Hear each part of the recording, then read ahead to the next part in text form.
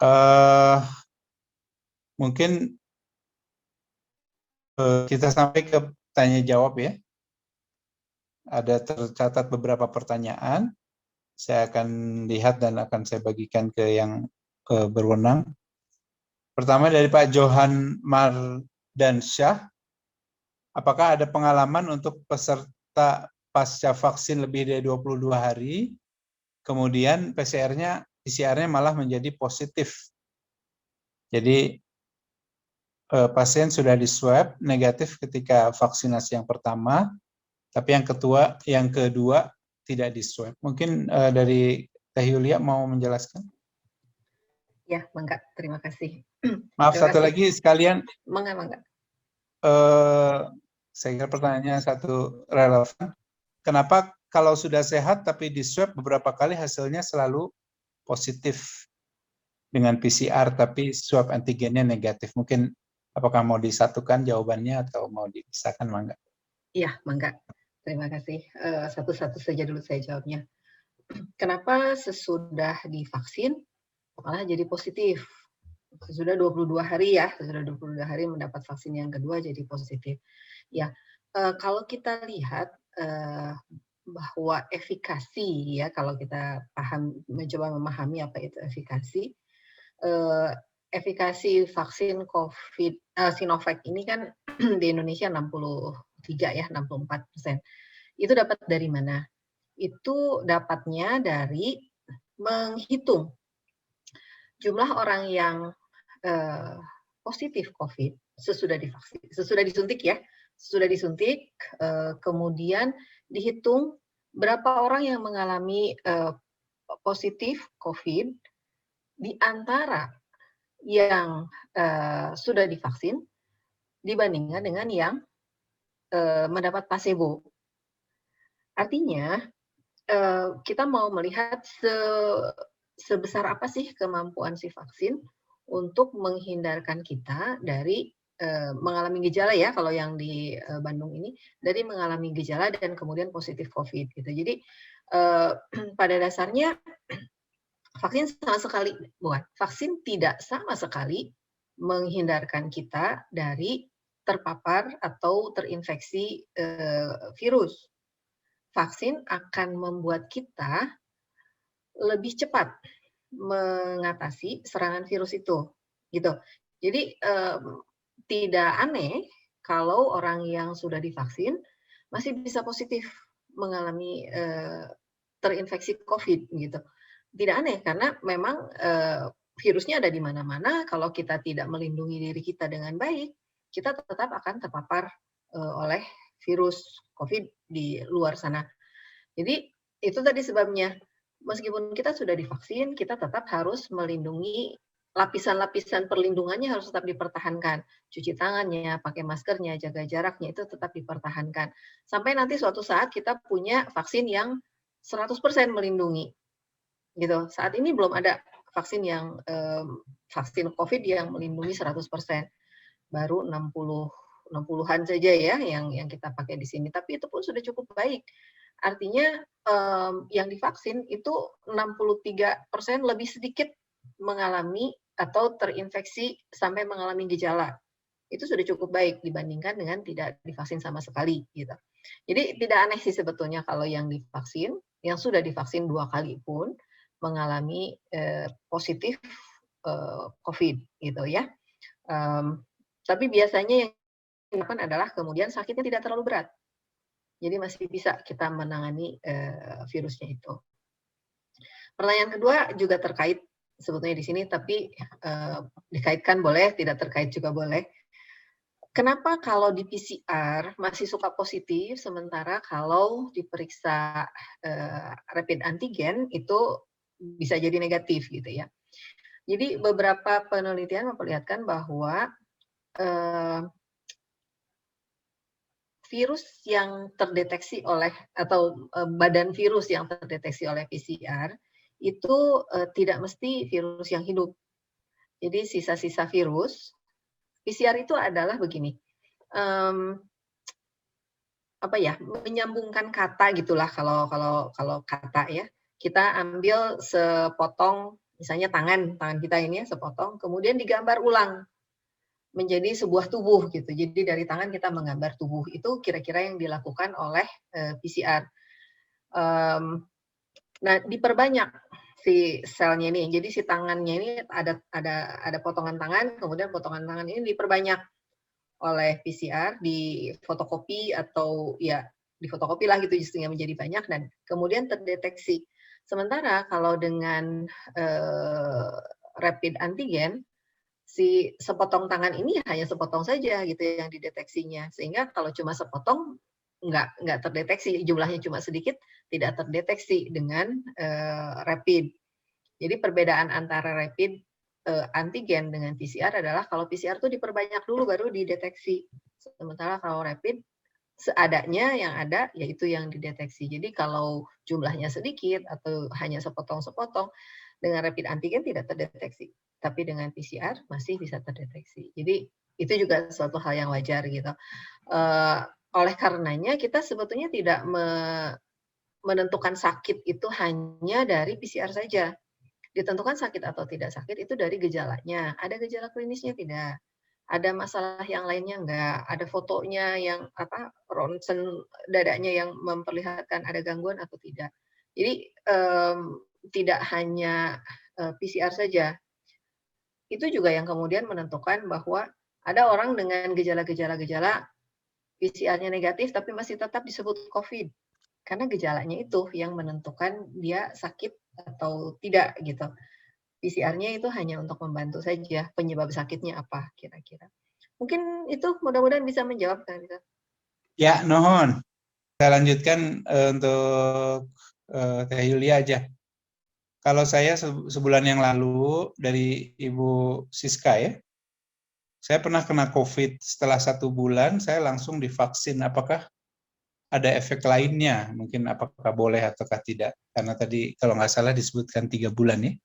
Silakan. Betul, terima kasih pertanyaannya. Ini juga sering jadi pertanyaan. Kalau saya tidak pernah diperiksa COVID, terus padahal sebetulnya pernah terinfeksi, terus gimana nanti kalau divaksin gitu ya? Karena pada rekomendasi yang awal disarankan yang sudah pernah terinfeksi tidak divaksin. Itu sebetulnya diambil dari syarat untuk menjadi relawan vaksin waktu itu, syarat-syaratnya itu. Jadi kalau waktu untuk relawan vaksin memang tidak boleh sudah pernah kena COVID supaya nanti deteksi antibodinya menjadi benar gitu ya.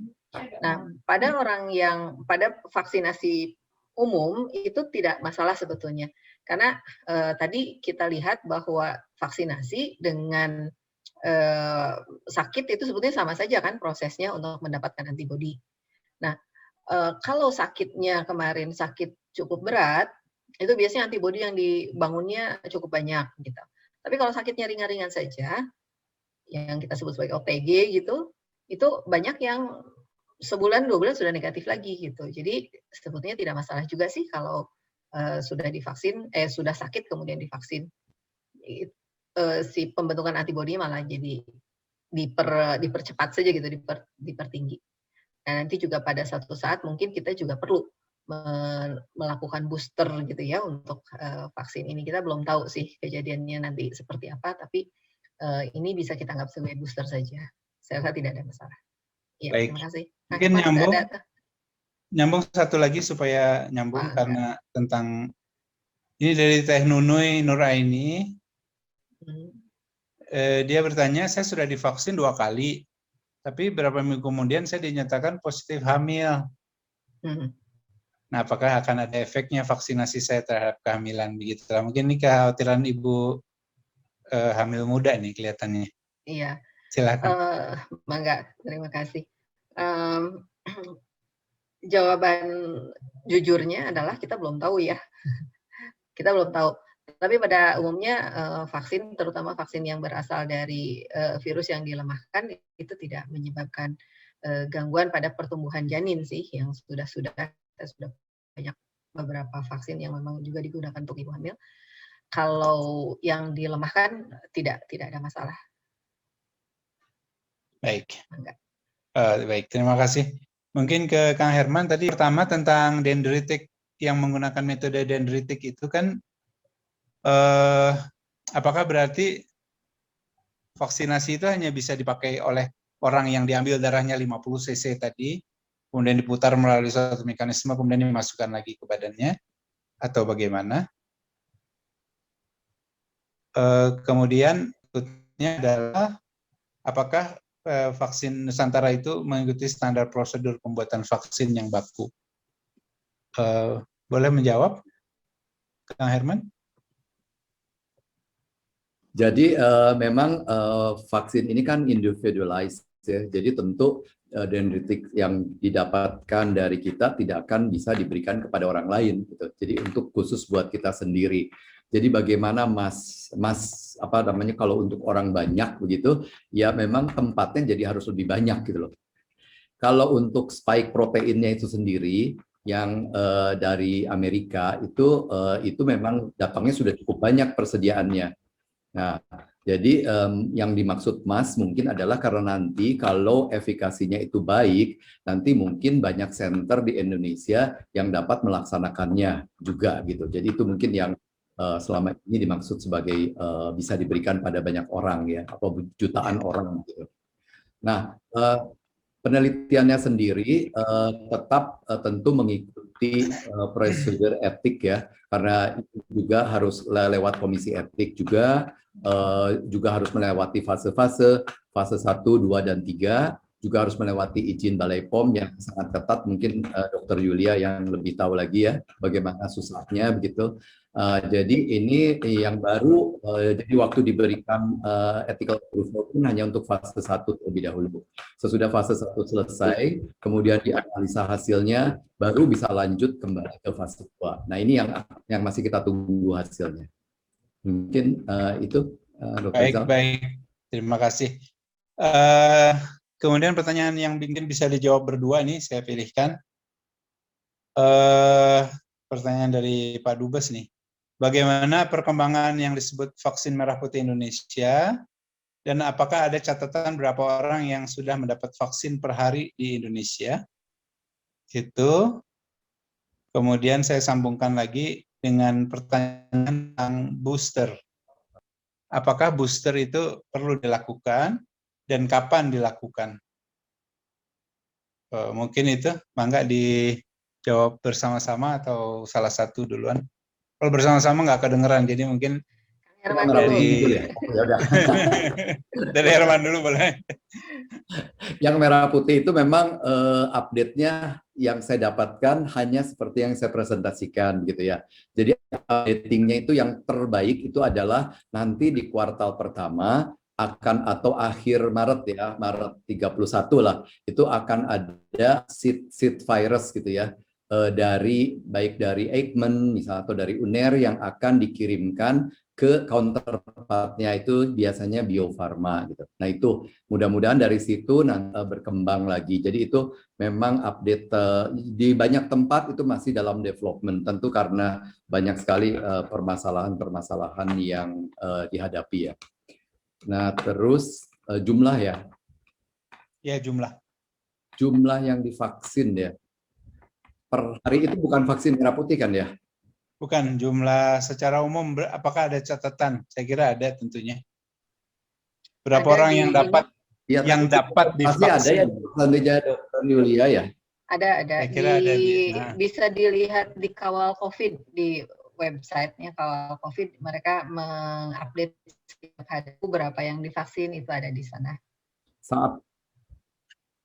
Baik. Saat ini tuh kalau saya baca itu 1.600.000 yang sudah divaksin pertama. 1.600.000 yang sudah divaksin pertama sampai saat ini. Sementara yang vaksinasi kedua 980.000 ya. Ya. Kapasitasnya sendiri mungkin, Dr. Herman? Wah, nanti mungkin dengan adanya vaksinasi mandiri itu ya akan lebih baik lagi ya. Kan kalau nggak salah kita berencana mengambil 70% penduduk Indonesia ya? Iya, 180 juta itu ya. Ya, dan direncanakan dengan kecepatan yang seperti sekarang, apakah terkejar tuh misalnya 2 tahun atau 3 tahun yang direncanakan? Nah, sekarang kalau yang sudah lengkap kan belum sejuta ya. Kita mulai sejak Januari pertengahan apa akhir. Berarti sudah 2 bulan, sudah sebulan setengah. Baru 1 juta ya. Mungkin Jadi juga mungkin terkait dengan tahun ini jelas tidak. terkait dengan ketersediaannya juga barangkali Kang Herwan kan belum datang semua ya yang Ya dipesan betul. oleh pemerintah. Mandiri kan Mungkin akan kalau segera ya. sudah datang Bisa ya lebih cepat. Mandiri masih belum ini juga ya, karena kan nggak boleh empat merek itu kan, harus yang lain lagi. Jadi mungkin juga Ya, akan lebih lama harus yang merek Mandiri yang berbeda daripada ya. yang nasional. Ya, yang penting juga adalah tentang pertanyaan booster. Oke, itu giliran saya kayaknya kalau booster. Ya, please. Sebetulnya kita belum tahu kapan harus di booster. Bahkan sampai saat ini kita juga belum tahu, ini sampai 6 bulan sesudah disuntik, apakah masih cukup tinggi antibodinya. Besok ya bulan Maret.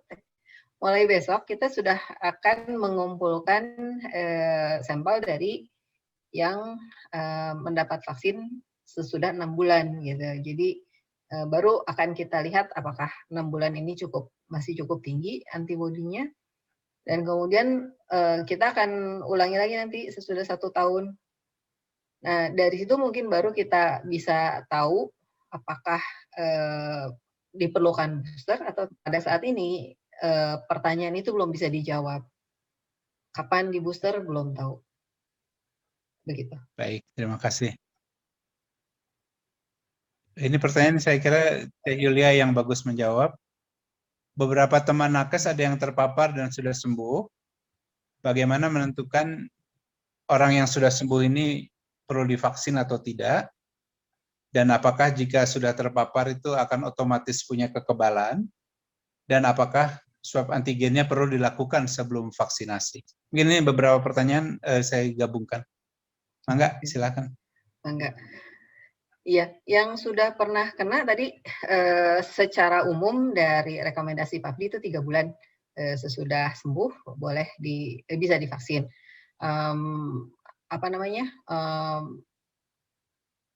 Sebetulnya juga tidak tergantung pada sudah berapa tinggi antibodinya atau bagaimana gitu ya. Secara umum dilakukan saja vaksinasi nanti sesudah 3 bulan kalau sarannya begitu. Tetapi kita juga bisa lihat itu juga menjadi alasan kenapa orang yang sudah pernah kena ditunda vaksinasinya. Karena kan sudah pernah punya antibodi. Jadi kita berikan kesempatan kepada yang belum pernah punya antibodi untuk mendapat vaksin lebih dulu gitu. Jadi alasannya lebih pada kesempatan barangkali ya, kesempatan untuk membentuk antibodinya itu. Kalau sudah 3 bulan, apakah perlu diperiksa dulu antigennya? Tidak, karena yang tadi kalau kita lihat dari rekomendasi PAPDI, salah satu yang kalau sedang infeksi itu menjadi kontraindikasi atau tidak disarankan untuk divaksin itu kalau hanya sedang sakit berat, kalau sedang demam tinggi misalnya gitu. Jadi kalau positif saja tanpa gejala itu sebetulnya tidak ada masalah untuk divaksin juga. Artinya tubuhnya kan mampu menghandle gitu ya, menangani virus yang ada di dalam tubuhnya, jadi mampu membentuk antibodi nantinya. Kalau saya tidak salah di Brazil itu yang uji vaksin juga malah tidak diperiksa dulu antibodinya, langsung divaksin saja. Dan itu di Indonesia itu tidak diizinkan gitu oleh komite etik. Jadi kita harus dipastikan dulu bahwa tidak positif supaya analisisnya nanti menjadi bagus. Jadi tampaknya dari protokol-protokol yang sudah ada tidak jadi masalah juga. Oke. Sudah semua belum terjawab? Udah, saya kira sudah. Terima kasih. Enggak. Dr. Herman mungkin bisa membantu menjawabkan pertanyaan perkembangan uji coba vaksin Anhui yang sebentar lagi akan ada uji coba tahap 3 di Bandung dan Jakarta. Ini terus terang saya baru dengar. Silakan, Dr. Iya. Herman. Ini juga saya cuma mendengarnya dari Prodia kali ya, karena mungkin kerjasama sama Bandung. Mungkin Dokter Yulia ada ini yang dengan Dokter Bakti atau ya?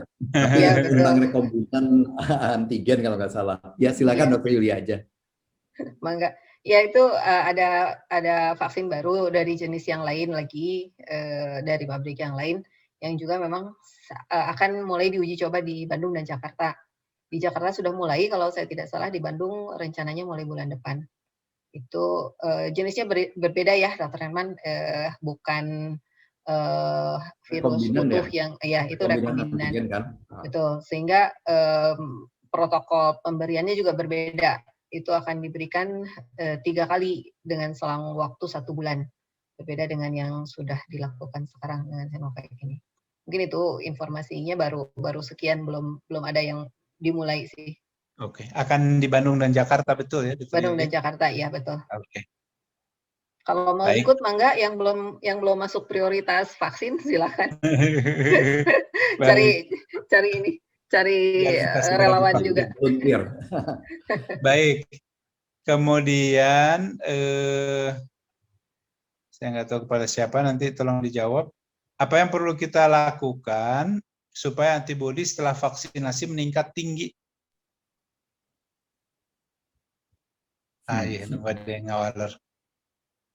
Mungkin apa ya, istirahat yang cukup gitu, makan yang bergizi. Apalagi ya, Dokter Yulia? Iya, setuju. Jadi sebetulnya tergantung dari tubuh kita juga ya, bagaimana tubuh kita akan berespon gitu. Kalau yang sakit sih, yang jelas kalau sakit berat itu responnya tinggi.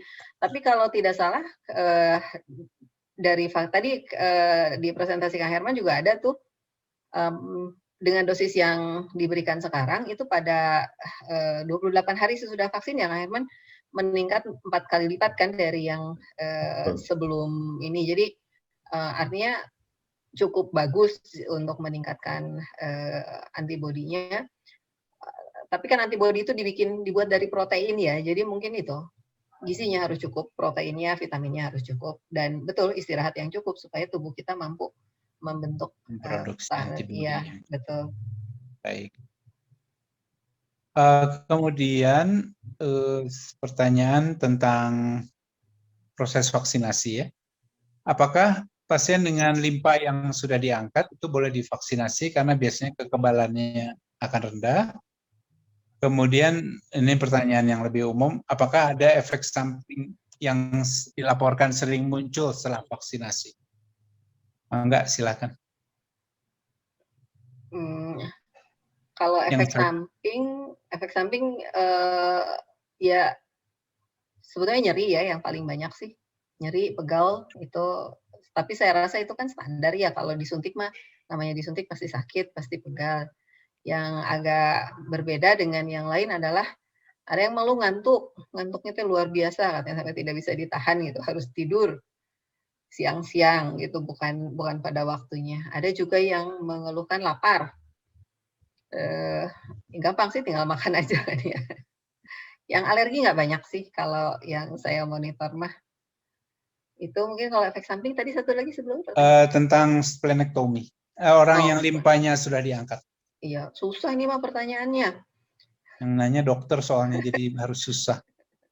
Iya, jadi pembentukan antibodi kan bukan hanya di limpa ya, limpa salah satu saja, tapi memang ada apa namanya, lebih kurang ininya produksinya. Sebenarnya kalau saya pikir itu tergantung dari kenapa splenektominya. Mungkin harus konsultasi dulu dengan dokter yang selama ini merawat, apakah ada gangguan pada sistem imunnya atau tidak. Kalau tidak, mungkin tidak masalah. Tapi kalau memang ada gangguan, mungkin bisa ditunda juga. Baik. Mungkin mungkin mau ditambahkan, silakan. Tambahkan yang KIPI tadi ya. Ya. Mungkin ada beberapa penelitian yang mengatakan bahwa kalau adanya KIPI, misalkan sakit di tempat suntikan dan sebagainya, itu malah menunjukkan ada proses radang yang sedang terjadi ya, karena kita dimasukkan oleh Ya. ini. Jadi, nah mungkin Malah tapi bagus. memang itu belum ada penelitiannya tuh, apakah di kelompok yang dengan KIPI itu antibodi respon imunnya itu lebih tinggi dan lebih cepat gitu ya, dibandingkan dengan yang ngantuk-ngantuk atau yang nggak lapar gitu. Benar-benar. Saya kira itu logika yang cukup bagus tuh, Kang Herman. Iya. Ya, ada teman saya juga satu soalnya yang ngantuk terus dan makan terus, ternyata antibodinya lebih duluan muncul daripada saya. Oh gitu. Kan? Tapi itu nggak jelas juga. Saya lambat. Baik. Ya, mungkin ada beberapa pertanyaan terakhir sebelum kita sudahi. Bagaimana jaminan keamanan screening sebelum vaksinasi? Sorry, sebelum itu pertanyaannya orang yang diangkat limpa pada limfoma non-Hodgkin yang sedang remisi. Mungkin sambungan yang tadi, Teh Yulia. Ya, kalau limfoma itu kan sejenis kanker ya. Tadi kita lihat bahwa kalau penderita kanker itu harus mendapat rekomendasi dari dokter yang merawatnya. Jadi tidak berlaku umum rekomendasinya. Jadi mangga silakan konsultasi dengan dokternya apakah diizinkan atau tidak untuk imunisasi. Baik. Ini pertanyaannya saya sambungkan dua pertanyaan. Yang satu bertanya tentang sebelum vaksin kan ada screening kesehatan. Bagaimana jaminan kesehatan dari screening tersebut? Itu dari Ibu Deti. Kemudian dari Dr. Ismet menanyakan apakah lansia yang lebih dari 70 tahun yang mau divaksinasi kedua harus PCR swab dulu sebelum vaksinasi kedua.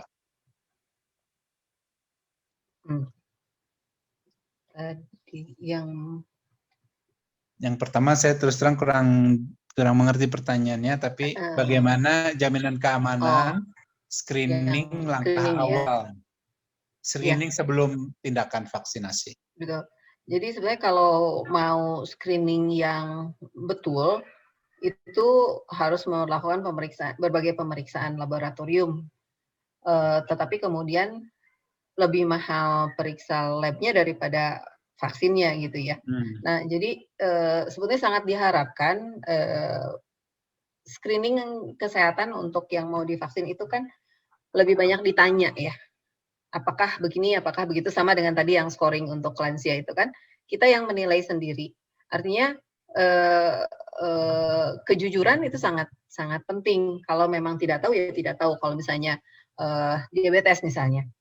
Diabetes kan hanya bisa dideteksi dengan pemeriksaan darah. Kalau saya tidak punya riwayat di dalam keluarga, saya bisa bilang ya kemungkinan saya nggak, dan kemudian saya tidak ada gejala apa-apa, saya bisa bilang kemungkinan saya tidak ada masalah dengan diabetes. Tapi kalau sudah tahu punya diabetes sudah lama dan minum obat, kadang-kadang masih nakal makannya gitu ya, dengan asumsi bahwa kondisi saya kondisi gula darah saya akan sangat buruk gitu, itu mungkin harus diperiksa dulu. Jadi diserahkan kepada masing-masing, kepada pribadi masing-masing, kondisinya sesungguhnya sekarang sedang apa, sedang baik atau tidak baik. Kalau yang hal-hal yang sangat penting misalnya suhu gitu kan diukur dulu, tekanan darah diukur dulu. Tapi kalau hal-hal yang lain bisa ditanyakan sih sebetulnya. Jadi ya untuk kepentingan kita jujur saja bagaimana kondisi yang sesungguhnya pada saat ini. Gitu. Dan kedua dari Dr. Ismet, guru kami, guru kita semua, tentang keperluan melakukan tes sebelum vaksinasi yang kedua. Apakah perlu atau tidak?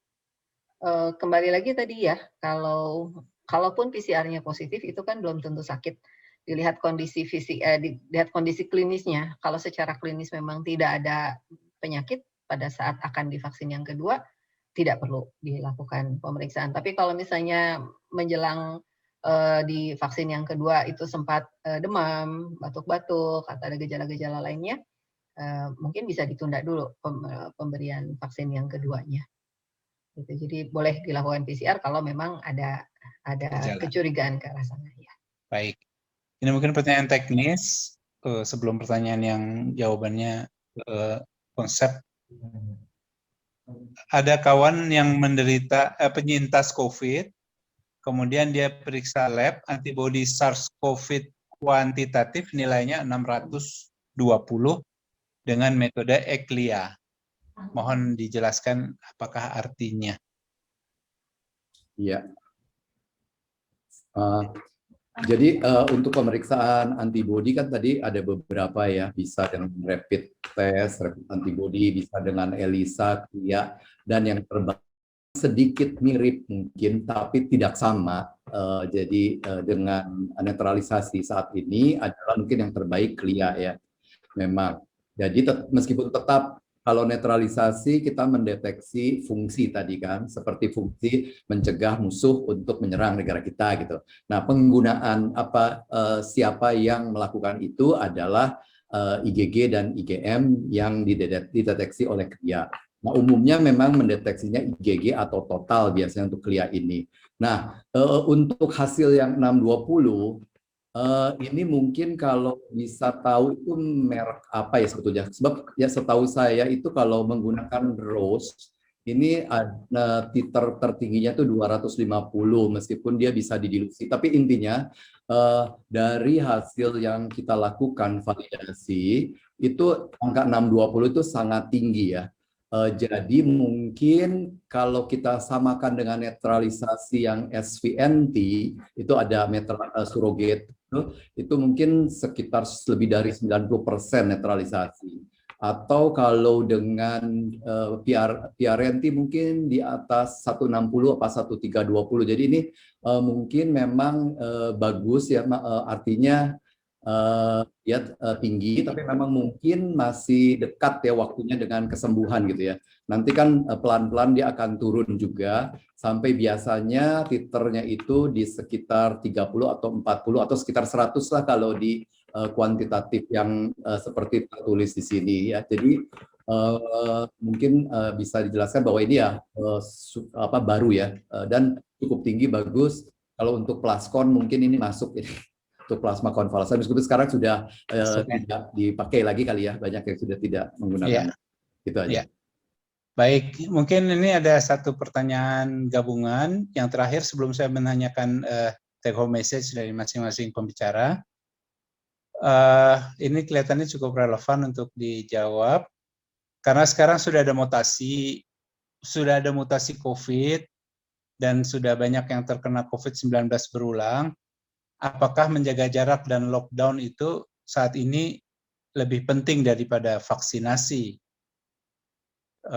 Pertanyaan yang sama itu dari Pak Jayani, juga pertanyaan yang sama dari HP-nya tidak diberi nama dengan betul. Karena memang ada data nakes yang telah divaksin tapi masih terkena COVID dan meninggal, mengapa kita tidak fokus saja untuk prokes yang lebih ketat? Misalnya, jangan hanya menggunakan masker biasa untuk umum. Mungkin boleh dijawab secara umum.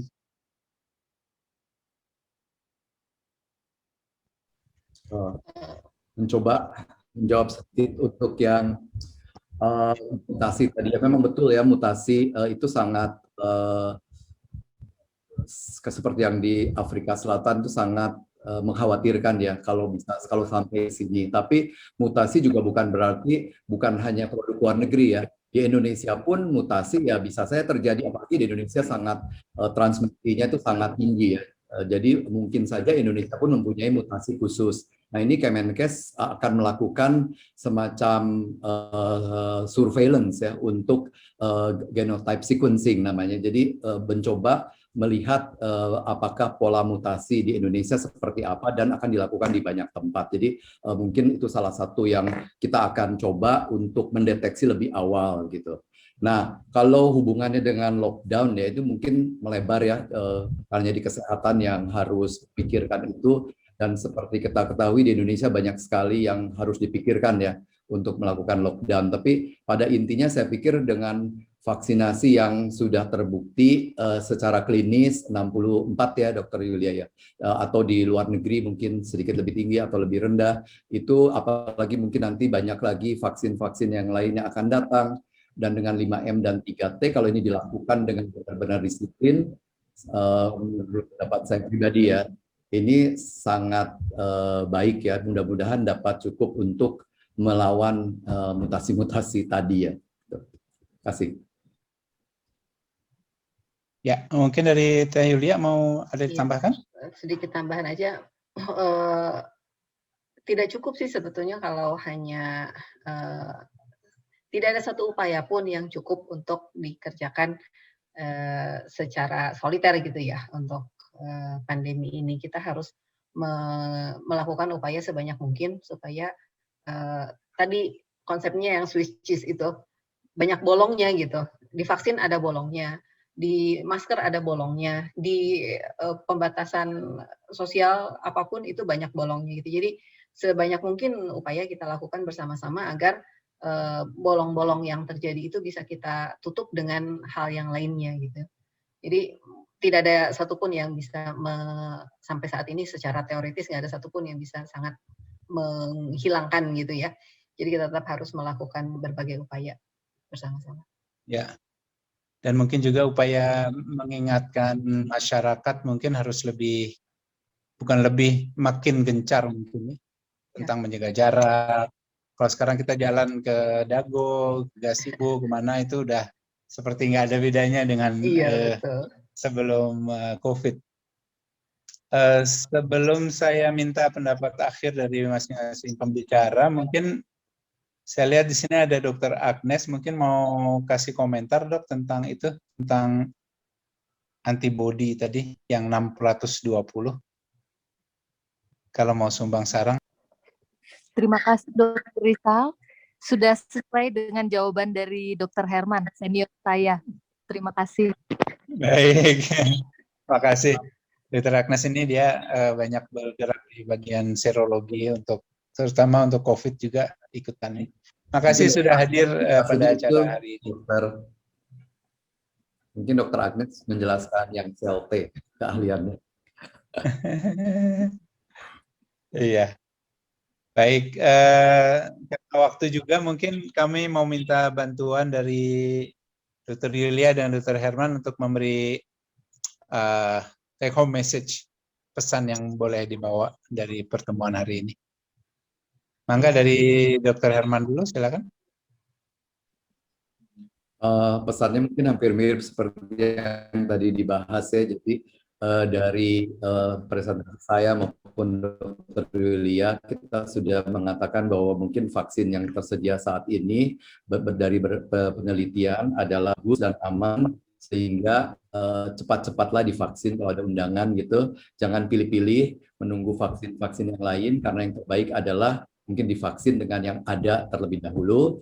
Kemudian itu tadi, hindarkan mutasi dengan melakukan 5M dan 3T. Itu aja. Terima kasih.